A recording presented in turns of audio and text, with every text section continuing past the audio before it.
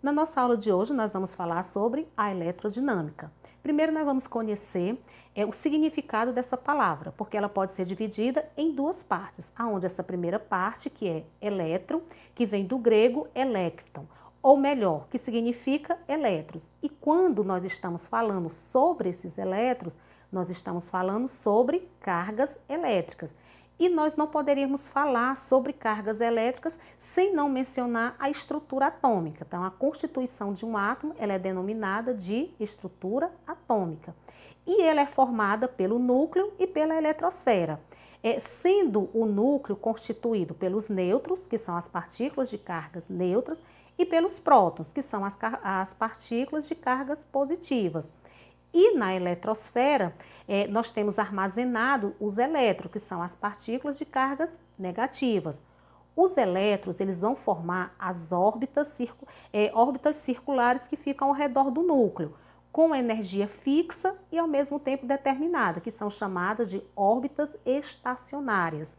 Essa teoria ela provou também que o movimento vamos dizer assim, que o movimento nessas órbitas, elas emitem uma energia de maneira involuntária. Então, quando as ilustrações da estrutura de um átomo são, na verdade, apenas modelos, não representam, na verdade, a realidade. Por exemplo, porque a maior parte do átomo, ele é um grande vazio.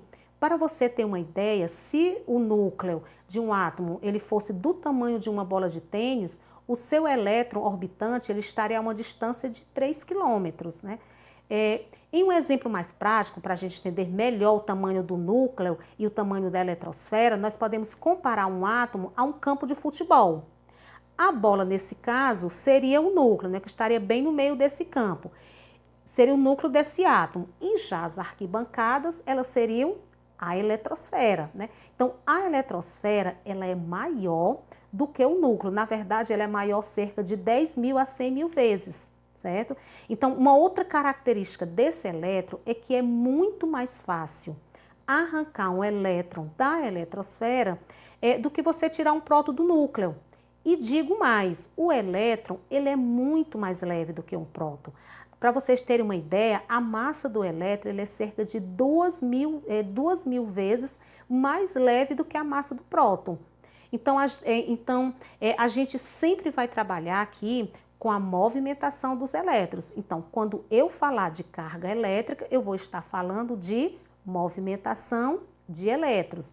E voltando aqui para a palavra, para o significado da palavra eletrodinâmica, né, que ficou faltando a segunda parte, essa palavra dinâmica, ela é um sinônimo de movimento. Então, quando eu estou falando sobre eletrodinâmica, eu estou falando da movimentação de cargas, ou seja, da movimentação de elétrons. Eu quero que vocês observem aqui esses desenhos que eu vou mostrar para vocês. Então, que são esses desenhos? Né? Aqui a gente tem um pedaço de fio.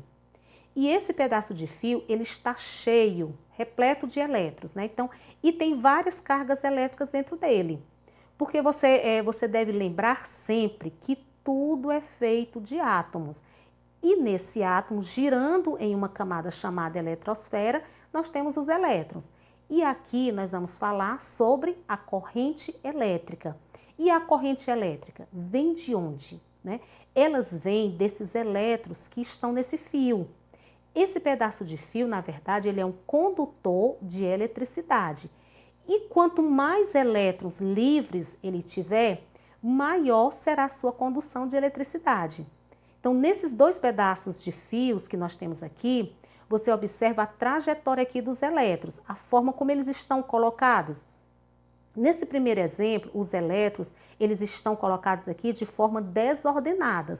Eles estão indo para todos os lados, né? Então, nós temos elétrons que estão indo para a direita, outro para a esquerda, outros estão subindo, outros estão descendo, ou seja, eles estão aqui no movimento que nós chamamos movimento desordenado. E tem algum problema nisso? Né? Não tem problema nenhum. Aqui, na verdade, é um condutor em equilíbrio, que nós chamamos em equilíbrio eletrostático. Aqui, na verdade, não existe a corrente elétrica. É só um pedaço de fio, certo? Que você comprou em qualquer lugar, que pode ser 1 metro, 2, 100, não importa o tamanho. E aqui eu faço mais uma pergunta. Você vai levar um choque por estar segurando esse fio? Alguém leva um choque por segurar um fio, né? Sua resposta aqui, ela deve ser não. Mas por quê? Por que se não levou um choque se ele está, vamos dizer assim, repleto de elétrons, né? Aqui é muito simples. Porque aqui, pessoal, os elétrons, eles estão colocados de forma, eles estão de forma desordenadas. Então, nesse caso aqui, ele é só um condutor em equilíbrio eletrostático. Não existe aqui a corrente elétrica passando nesse fio. E o que precisa, né, para que haja essa corrente elétrica? O que é preciso? Então, é preciso fazer que todos os elétrons eles estejam presentes nesses fios, ele entre em movimento agora ordenado, onde nesse movimento os elétrons eles irão seguir em uma mesma direção. E aqui, quando eles seguem em uma mesma direção, nós teremos uma corrente elétrica. Corrente elétrica essa passando por esse fio, ou seja, a corrente elétrica, ela nada mais é do que o movimento ordenado dos portadores de cargas elétricas, que são os elétrons. Agora, o que faz com que antes um fio que tinha elétrons tinha movimentos desordenados e ele passou agora a ter um movimento ordenado? O que foi que mudou? O que muda nesse sentido, né? Será uma mágica? Então, quando nós estamos tratando de física, né, não existe mágica. Tudo é muita lógica, na verdade. Então, nós vamos observar aqui essa outra imagem. Então, aqui nós temos uma pilha e toda essa pilha, na verdade, toda pilha ela tem um sinal de mais e um sinal de menos. Dá para você perceber no controle remoto que você tem em sua casa, né? Então, na verdade, essa pilha, ela é o gerador. E esse gerador aqui é que vai fazer com que os elétrons eles se comportem dessa forma, ou seja, desempenhando movimentos ordenados. E é por isso que quando você segura um fio, você não leva nenhum choque, porque isso só vai ocorrer se no caso esse fio estiver ligado a um gerador, nesse caso aqui ligado a uma pilha. Para que esses elétrons eles comecem a fazer esse movimento ordenado. Então, toda essa introdução que eu falei aqui, pessoal, é para nós chegarmos em um outro tema da física, que é os circuitos elétricos, tá? Então, mas antes de falarmos sobre o circuito elétrico, vamos aprender um conceito muito importante, que é o conceito de carga elétrica, certo? Então, quando eu estou falando de carga elétrica, eu estou falando de quê?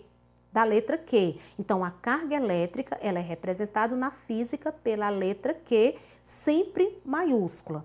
Então, esses elétrons, nós não sabemos quanto eles são, né? Então, nós dizemos que temos N elétrons se movimentando.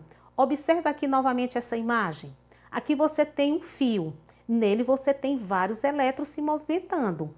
Como eu não sei quantos elétrons são, então eu digo que tenho N elétrons se movimentando. Agora, esse elétron, ele tem uma carga, que essa carga ela é tabelada. Essa carga ela recebe o nome de carga elementar. E essa carga elementar, ela é representada pela letra E minúscula. Então, a menor carga elementar que nós temos na natureza é a carga do elétron. Então, quanto é essa carga elementar desse elétron? Então, ela é 1,6 vezes 10 elevado a menos 19C. Esse C aqui, ele é maiúsculo, que aqui no caso é a abreviação para Coulomb, que é a unidade de medida da carga elétrica do sistema internacional. Vamos trabalhar aqui com alguns exemplos para vocês entenderem melhor como é que nós trabalhamos com as cargas elétricas. No exemplo nós temos, calcule a carga elétrica de um corpo que possui excesso de 24 vezes 10 elevado a 12 elétrons. Considere o módulo da carga igual a 1,6 vezes 10 elevado a menos 19 C, que é Coulomb. Para nós calcularmos a carga elétrica, então nós usamos a letrinha Q maiúscula, aonde o Q vai ser igual a N, onde esse N ele significa o número de partículas em excesso. vezes quem? Vezes E, que esse E aqui é a carga elementar. Aonde nós vamos ter o quê? Q. Esse Q vai ser igual a quem? N é o número de partículas em excesso. Se é o número de partículas em excesso, então ela vai ser o quê? 24 vezes 10 elevado a 12. Vezes E, que o E é a carga elementar, que ele é sempre, na verdade, ele é tabelado, que ele é 1,6 vezes 10 elevado a menos 19. Então, se nós temos aqui, como é que nós vamos calcular? Então, vamos fazer o seguinte, ó, Q vai ser igual. Como vocês observam que no exemplo nós temos aqui, temos duas potências, que é 10 elevado a 12 e 10 elevado a menos 19. Nesse primeiro instante, o que nós vamos fazer? Nós vamos simplesmente isolar as duas potências e vamos trabalhar só com 24 vezes 1,6, que vai dar, pessoal, 38,4. E aí, o que vezes? O que nós vamos fazer agora aqui? Como vocês observam que são bases iguais, a gente conserva a base e vamos trabalhar aqui, ó, com os expoentes. Então, eu tenho 12 positivo e 19 negativo. O que eu faço? Como eu tenho sinais opostos, positivo e negativo, vamos para a nossa matemática. O que nós fazemos aqui? Conservamos o sinal do maior, que é o negativo, e subtraímos, ó, 12 positivo menos 19 negativo é igual a 7. 7 o quê? Coulombs, que não esqueçam que a carga elétrica ela é sempre dada em coulomb. Aqui, pessoal, nós terminamos. Para nós aqui do 8º ano, sim. Mas existe também um outro processo que poderia ser aplicado aqui, que é chamado de notação científica. Até aqui, aprendemos o que é quantidade de carga, certo? As cargas elétricas, na verdade, elas não estão paradas, né?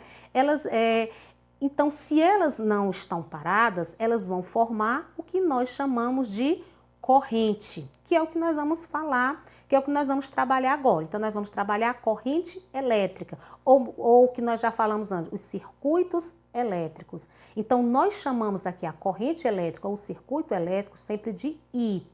E esse I sempre minúsculo.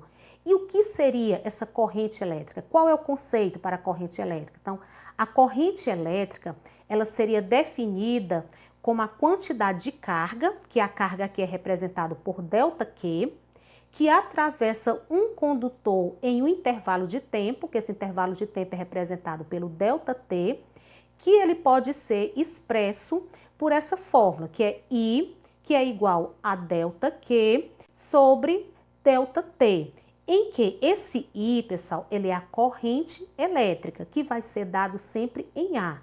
E o que é esse A, professor? Então, esse A aqui significa ampere, que foi o cientista que intitulou a corrente elétrica, que é medida em amperes. Então, existe 1 ampere, 2 amperes, 3 amperes, certo?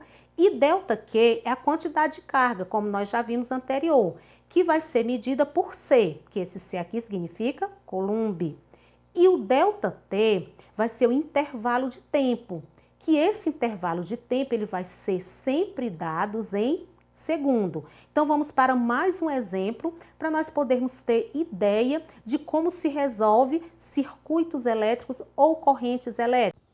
Então, aqui neste outro exemplo, nós temos, se em uma seção transversal de um condutor passar 30 coulombs em 6 segundos, determine a intensidade da corrente elétrica. Então, aqui ele quer que nós calculemos a corrente elétrica. Então, para nós calcularmos a corrente elétrica, nós devemos saber sempre que ela é representada pela letra I minúscula, aonde essa corrente elétrica ela vai ser igual a ΔQ sobre ΔT.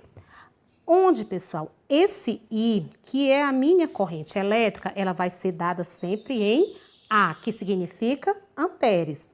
O ΔQ, que é a carga elétrica, ela vai ser dado sempre em Coulomb. E o ΔT, que é o nosso tempo, ele vai ser dado sempre em segundos. Então, calculando, ou melhor, substituindo, nós temos I vai ser igual, que é a nossa corrente elétrica. ΔQ, que vai ser calculado em coulomb, aqui nesse caso ele vai ser 30 coulombs. Então, nós substituímos 30. O ΔT vai ser aqui 6 segundos. Vocês observem que é muito claro aqui quem é ΔQ, quem é ΔT. Então, nesse caso, chegamos até aqui. O que nós vamos fazer aqui? Aqui, pessoal, é uma divisão, onde eu vou dividir o meu numerador pelo meu denominador. Então, eu tenho 30 dividido para 6, aonde a minha corrente elétrica vai ser igual. 30 dividido para 6, nós temos 5. Como a corrente elétrica é calculada em amperes, então eu tenho 5 amperes.